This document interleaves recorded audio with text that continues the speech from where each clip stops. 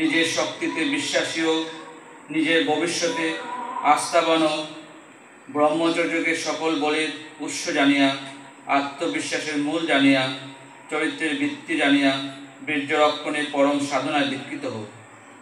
আবার ভগবানের মঙ্গল মধুময় নামকে বীর্যরক্ষণে মূল জানো। ভগবৎ সাধনে সমগ্র চিত্তকে প্রত্যহ সমাহিত করিবার অভ্যাস করিবে। ভগবৎ সাধনায় সকল প্রতিভার গুপ্ত উৎস খুলিয়া দিবে। ভগবানের নামই সুপ্ত শক্তির পূর্ণ জাগরণের গুপ্ত মন্ত্র এবং লুপ্ত শক্তির পুনরুদ্ধারের অব্যর্থ কৌশল। সুগঠিত দেহ ও সুগঠিত মন।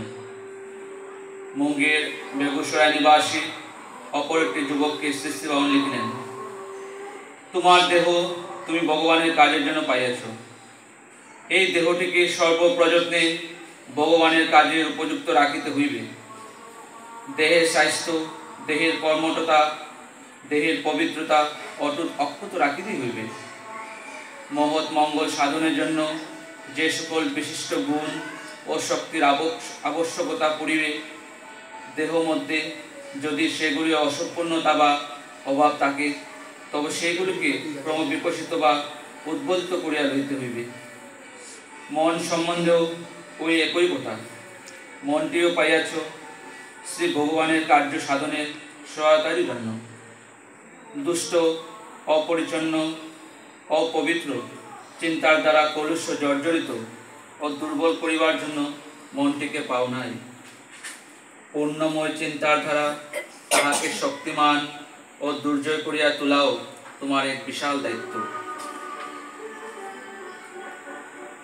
সত্য, সরলতা ও সদাচার।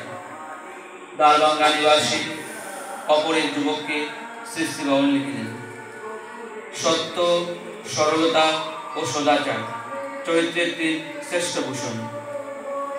অসত্যের প্রতি অশ্রদ্ধার শক্তিতে সত্যকে জীবনে প্রতিষ্ঠিত করিবে। কপটতার প্রতি ঘৃণার দ্বারা সরলতাকে সঞ্জীবিত করিবে এবং সৎ, সংযমী ও বিবেকমান পুরুষের জীবন পরিচালনার পদ্ধতিসমূহ শ্রদ্ধাপূর্বক আলোচনা ও পর্যালোচনা দ্বারা মহাজন সম্মত সদাচারের প্রতি চিত্তে অনুরাগ বৃদ্ধি করিবে।